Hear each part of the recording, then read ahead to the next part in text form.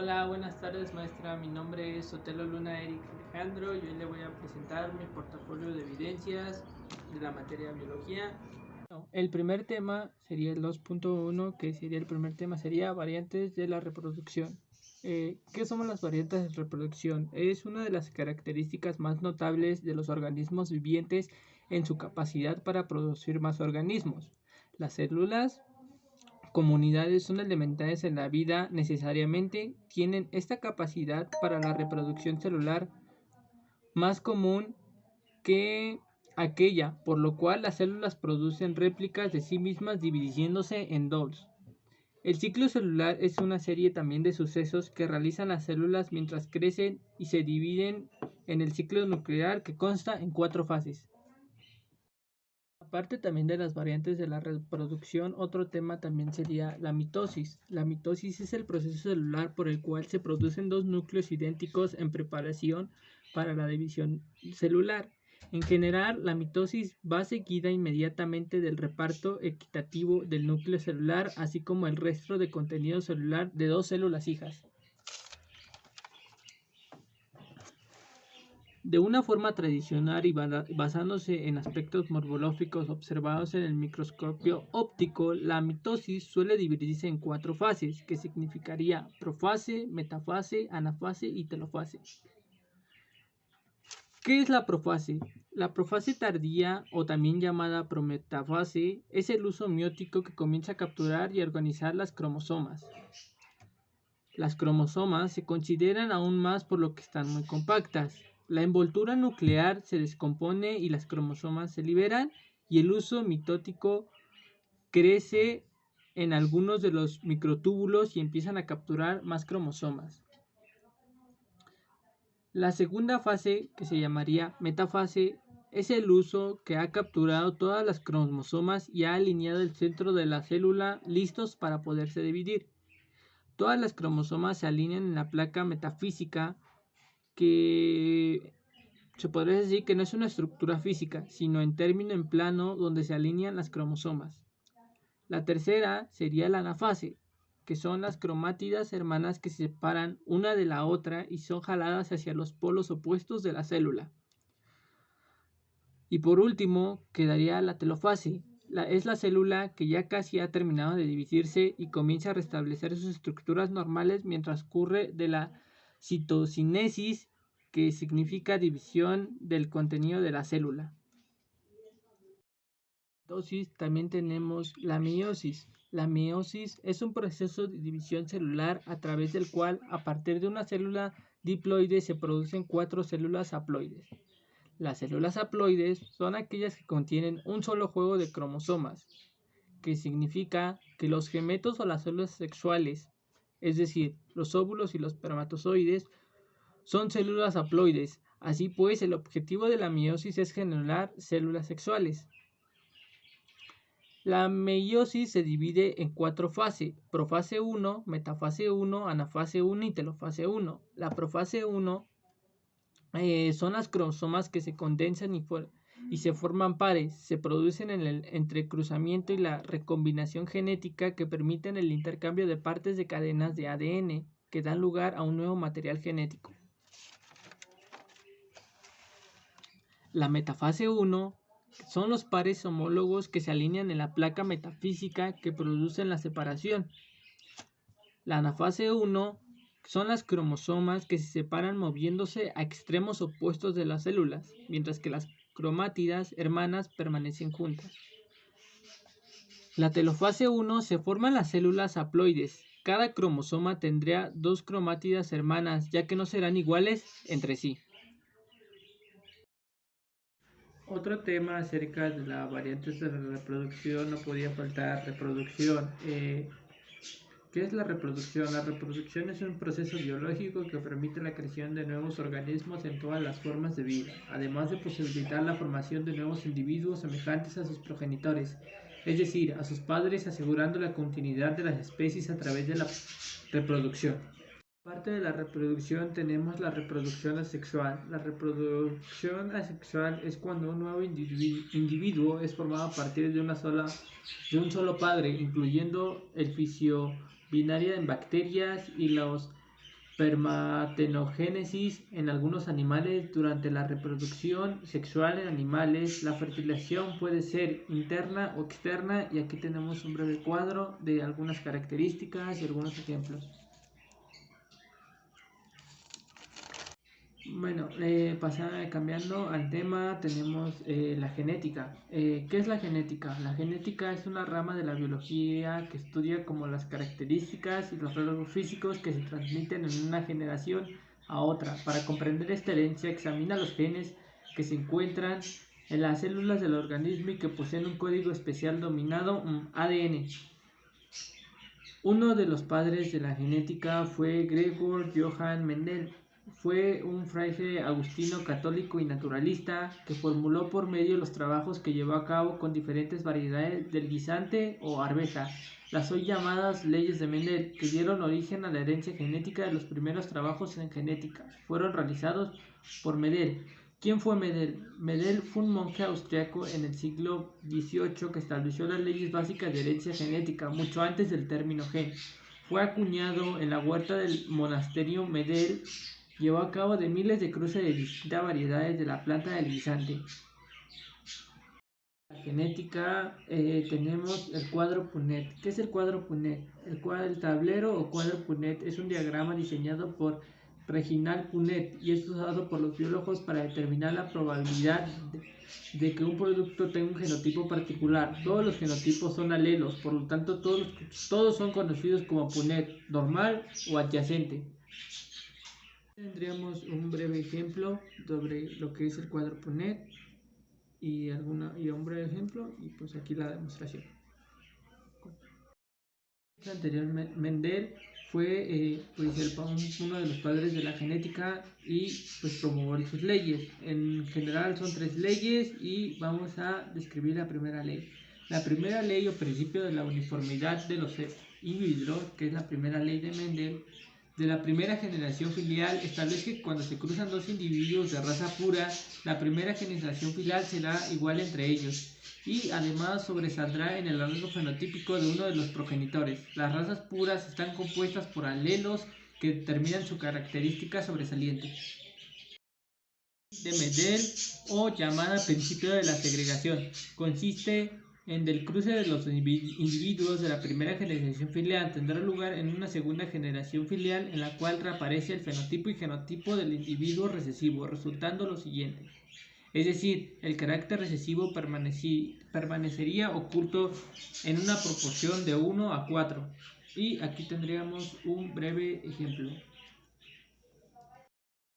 Terminaríamos con la tercera ley de Mendel, o principio de la transmisión independiente. Consiste en establecer que hay rasgos que se pueden heredar de manera independiente. Sin embargo, esto solo ocurre en los genes que se encuentran en cromosomas diferentes y que no intervienen entre sí, o en genes que están en regiones muy distintas del cromosoma.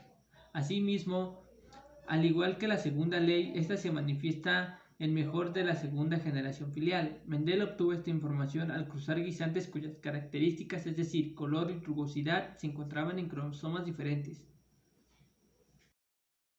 Veamos el aparato reproductor. ¿Qué es el aparato reproductor? Es una función vital que en un conjunto de diferentes órganos encargados de la función vital de la reproducción.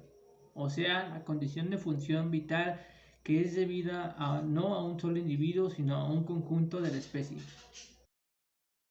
Está dividido en dos, en aparato reproductivo femenino y el aparato reproductivo masculino. Hoy le presentaré la descripción del aparato genital femenino.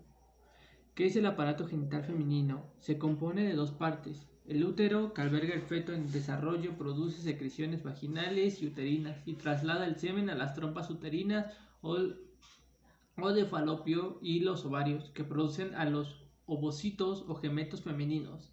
Estas partes son internas de la vagina en el canal que comunica los órganos externos en la válvula, que incluye los labios genitales, el clítoris y el meato de la uretra. La vagina está unida al útero a través de la cervix, mientras que el útero está unido a los ovarios, vía las trompas uterarias. La trompa y el ovario están aproximados pero no pegados. Se encuentran unidos por un ligamento, pero las trompas tienen cierta capacidad de movimiento para poder captar el óvulo que se expulsa en la cavidad abdominal.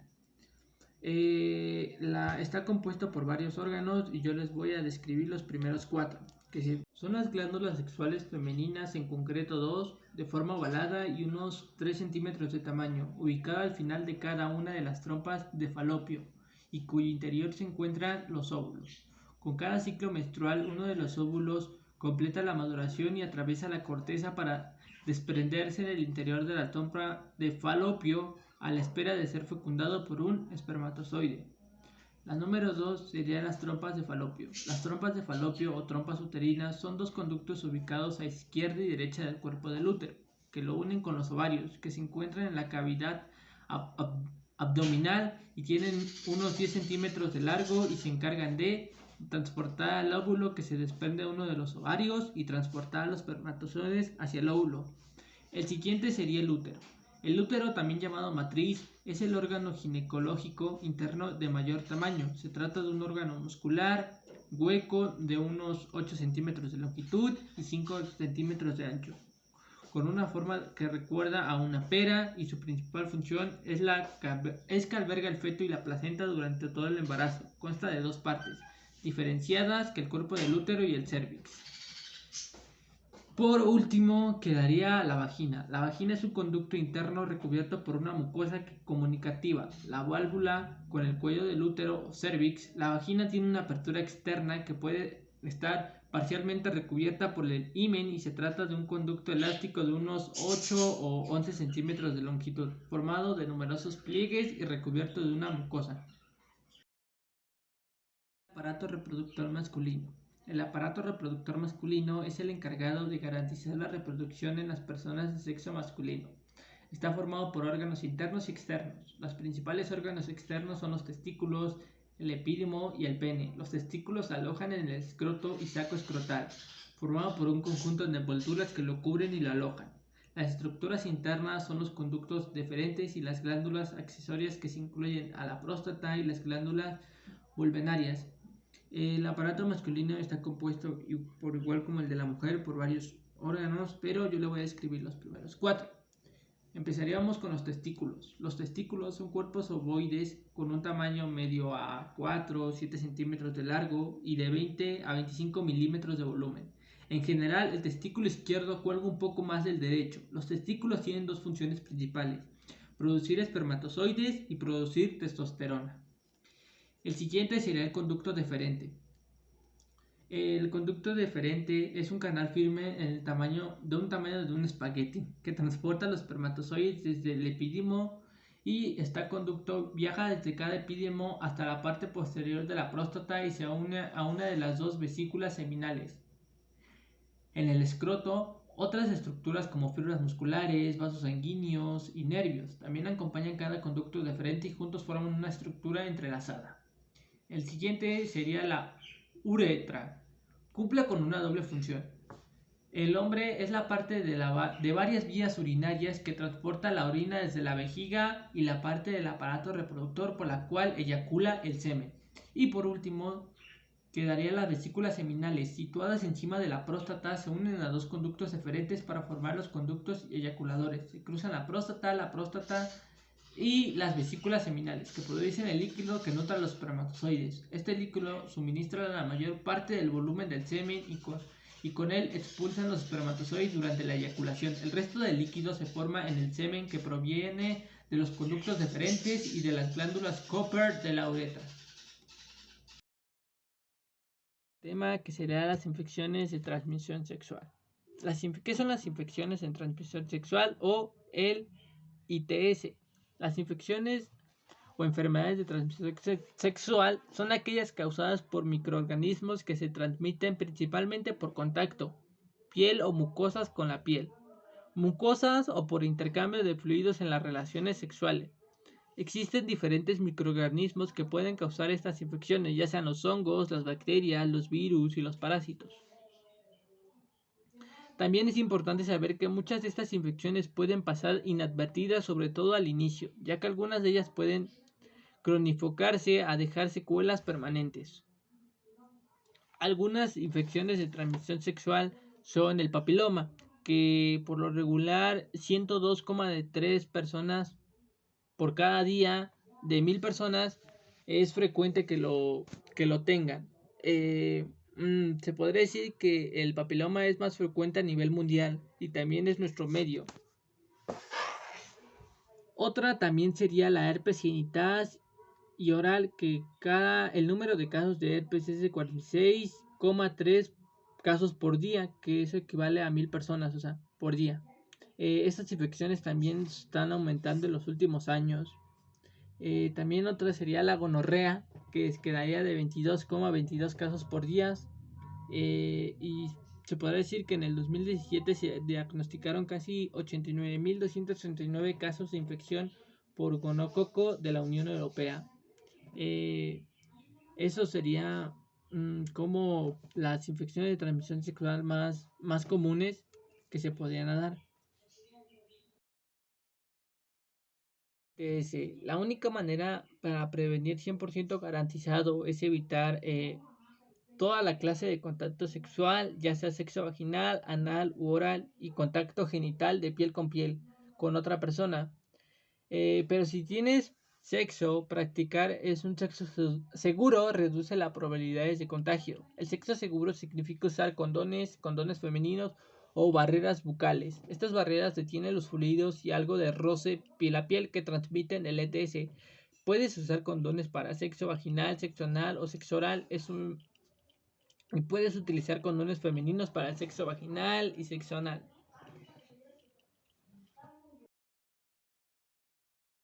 De evidencias terminaremos con el tema métodos anticonceptivos. Eh, eh, Se podría decir que es cualquier método dispositivo para prevenir el embarazo no deseado, que sería la planificación y la prevención, y el uso de métodos anticonceptivos es llamado planificación familiar. Los métodos anticonceptivos que se han utilizado desde tiempos antiguos, pero aquellos eficaces y seguros no estuvieron disponibles hasta el siglo XX. Algunas culturas restringen o desalientan el acceso a control de la natalidad, ya que consideran que es moral, religiosa o políticamente indeseable. Los métodos anticonceptivos existen dos, que serían los métodos naturales y los métodos químicos. Le explicaré qué son los métodos naturales. Los métodos naturales de conocimiento de la fertilidad se basan en la observación de síntomas asociados a los procesos fisiológicos que dan lugar a la ovulación y a la adaptación del acto sexual a las fases fértiles o infértiles del ciclo menstrual en función que se desee. Algunas ventajas se podrían decir de esto, que carecen de efectos secundarios, es de un bajo coste económico, es duración ilimitada y autonomía de terceros. Pero también podría tener sus inconvenientes, que sería no protegen de enfermedades de transmisión sexual, periodo a largo de abstinencia sexual y baja eficacia.